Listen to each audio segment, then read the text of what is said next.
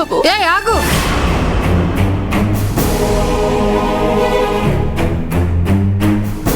ఏంటి హస్బెండ్ ని చూడగానే పరిగెత్తుతున్నావు? లాయర్ గారు, ఫార్మాలిటీస్ అన్ని అయిపోయాయా? జ్యోతిని తీసుకెళ్ళొచ్చా? ఏంటి పంపేది? తనను పంపించడం కుదరదు. ఎందుకు కుదరదు? ఎంక్వైరీ అని తీసుకొచ్చారు, అయిపోయింది కదా, ఇంకేంటి? ఎంక్వైరీ అని తీసుకొచ్చాం రాజా. నీ భార్య గారు పేర్లు మార్చుకొని జనాలను మోసం చేస్తుంది. అది కూడా ఇప్పుడే తెలిసింది.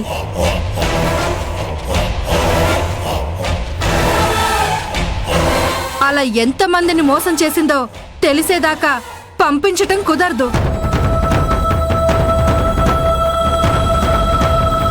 జ్యోతి మీద చీటింగ్ కేసు ఫైల్ అయింది.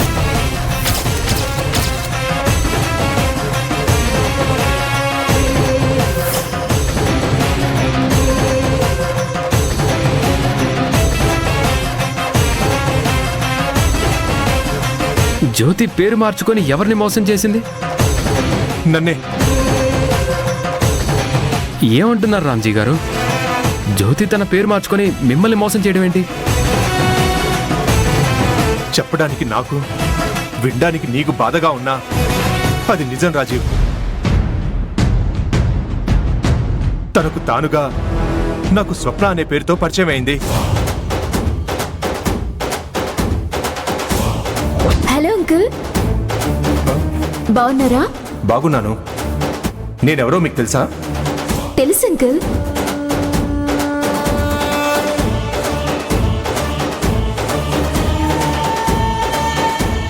నా పేరు స్వప్న. నా సెకండ్ క్లాస్లోనూ థర్డ్ క్లాస్లోనూ ఉన్నప్పుడు నేను మిమ్మల్ని ఒకసారి చూశాను.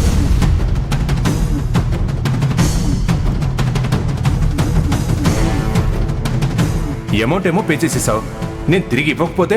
తెలిసిన మనిషికి ప్రాబ్లం వచ్చినప్పుడు ఆ మాత్రం హెల్ప్ చేయకపోతే ఎలా అంకుల్? నచ్చావమ్మా. నీ పేరేమన్నావు? స్వప్న. నేను నిజమే చెప్తున్నా రాజీవ్. కావాలంటే తను ఇక్కడే ఉందిగా, అడుగు.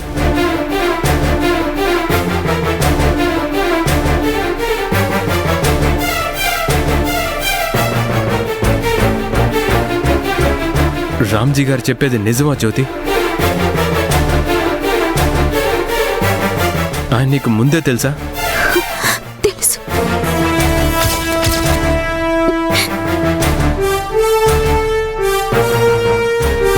రామ్జీ గారికి నీ పేరు స్వప్న అని చెప్పావా? అవును.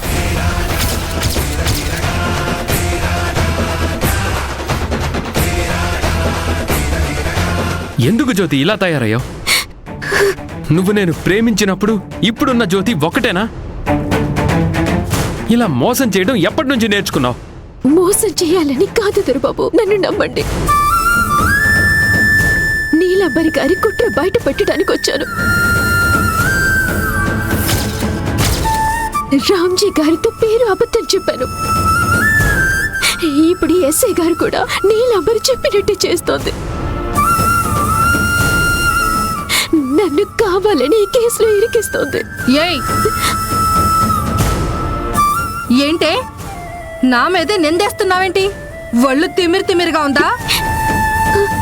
ప్లీజ్ మేడం, మీరు ఆగండి. ఎందుకు జ్యోతి ఇలా మోసం చేసే స్థాయికి దిగజారు?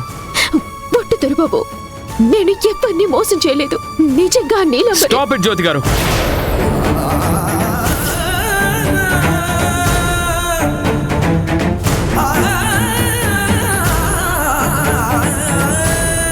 నీలాంబరి అంటే నీకు మంచి చేయాలని చూస్తుంటే నువ్వు తనని తప్పుగా అర్థం చేసుకుంటున్నావు.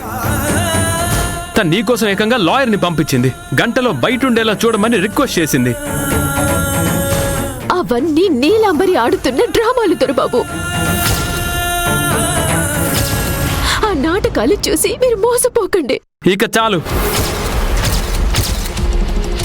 మరి మీ శారదమ్మ తప్పు చేసి పారిపోయింది, నిన్నిరికించింది. మరి అదేంటి? శారదమ్మ ఎక్కడికి పారిపోలేదు, ఊరు వెళ్ళింది. చేసిన కవరింగ్ చాలు. నిజం దొరబాబు. నీతో వాదనొద్దు. మేడం, తనని ఎప్పుడు పంపిస్తారు? చెప్పాను కదా, ఇలా పేర్లు మార్చుకొని ఎంతమందిని మోసం చేసిందో ఎంక్వైరీ చేశాక తప్పు లేదని తెలిసాక అప్పుడు పంపిస్తాను.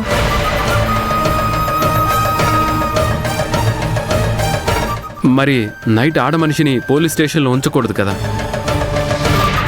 నేను ఇప్పుడు తీసుకెళ్ళి రేపు మార్నింగ్ మీకు అప్పచెప్తాను. అలా కుదరదు. నైటు మా లేడీ కానిస్టేబుల్ ఇంట్లో ఉంటుంది. మీతో పంపిస్తే ఆ జలజ శారదాలాగా తను కూడా పారిపోతే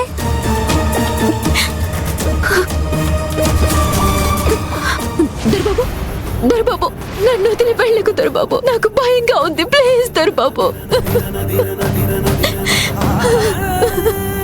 లక్ష్మి మేడం. దాన్ని పట్టుకుని లోపలే. Okay madam. పద పద.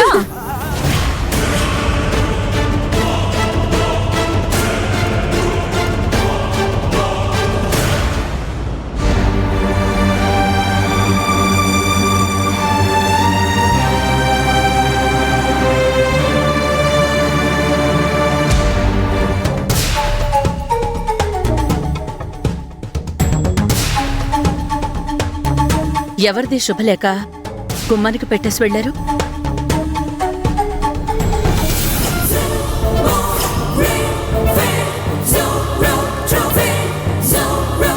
ఈ విషయం జ్యోతికి తెలుసా? అసలు రాజీవి పెళ్లికి ఎలా ఒప్పుకున్నాడు? శ్రావ్య మాధవి కలిసి ఏదో మాయ చేసుంటారు. అసలు అసలు జ్యోతి ఎక్కడికెళ్ళింది? ఈ పెళ్లి గురించి తెలిస్తే తను ఊరుకోదు. నేను ఊళ్ళో లేని టైంలో ఏదో జరిగింది. ఏమై ఉంటుంది?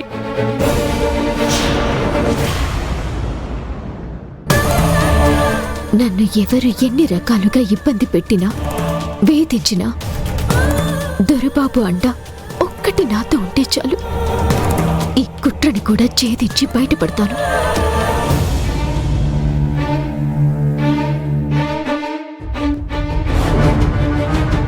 జ్యోతి అని ఒక అమ్మాయిని పట్టుకొచ్చారు కదా, ఎక్కడుంది? లాకప్లో పెట్టారా? జ్యోతి మీకేమవుతుంది మేడం? తనతో నాకే బంధము సంబంధము లేదు. నా కొడుకు వదిలేసిన పెళ్ళాం అంతే.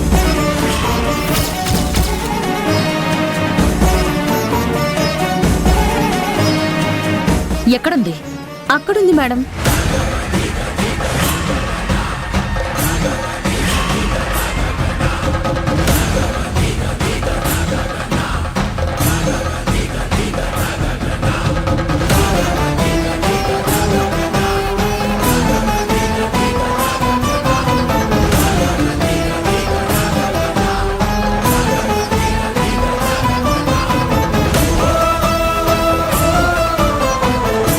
నీలో అహం తగ్గలేదు.